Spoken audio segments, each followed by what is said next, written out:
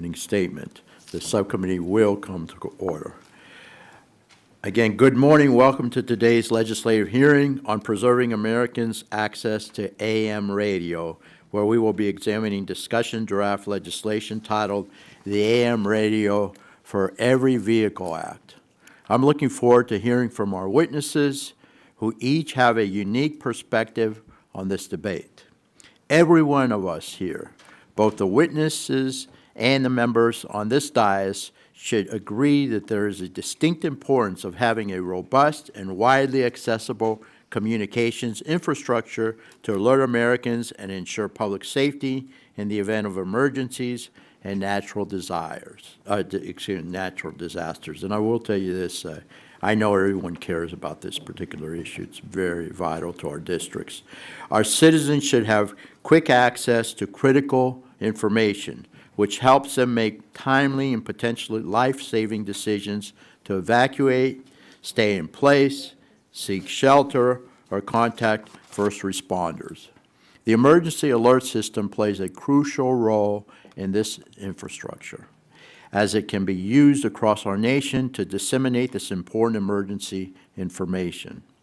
I've long been a champion for improving these public alerts to ensure they reach everyone, as I was the sponsor of the Integrated Public Alert Warning System Modernization Act, which was enacted into law a long time ago, and authorized an update to these systems to incorporate multiple communication technologies, both presently and in the future.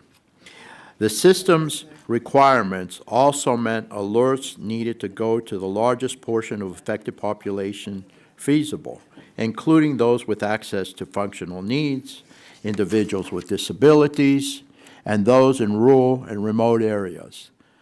States like Florida rely on this system during hurricanes to alert people to dangers related to such powerful storms. I believe this is where AM radio can become so important and will continue to be in the future.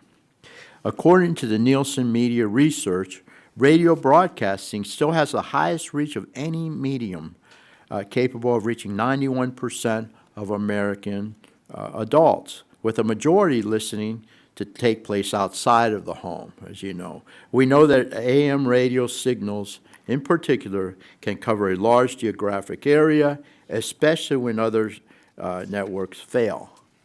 Furthermore, people in my district and elsewhere in the most diverse of settings enjoy the differing viewpoints and local perspectives that AM radio offers.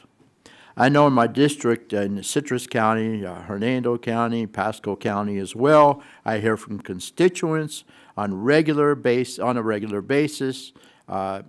how much they enjoy listening to local news on AM radio, as well as particularly the conservative and Christian radio stations throughout the Tampa Bay area, but also the Nature Coast. So when we heard the reports that certain automobile manufacturers were exploring the idea of getting rid of these options for American consumers, many here in Congress, including myself, expressed concerns, bipartisan concerns. I believe we should maintain as many available options for Americans as possible, and I hope you agree. This is why we are here to discuss the AM Radio for Every Vehicle Act. This legislation will require the Department of Transportation to work with the FCC to issue a nationwide standard to ensure that new vehicles have access to AM radio stations. Now, generally speaking, I do have concerns about the broad government mandates, and I hope we can have a robust and constructive discussion from each of our witnesses to ensure that we get this right. We must get it right, and that we are inadvertently hampering, we don't want to inadvertently hamper innovation both now and in the future. That's very important.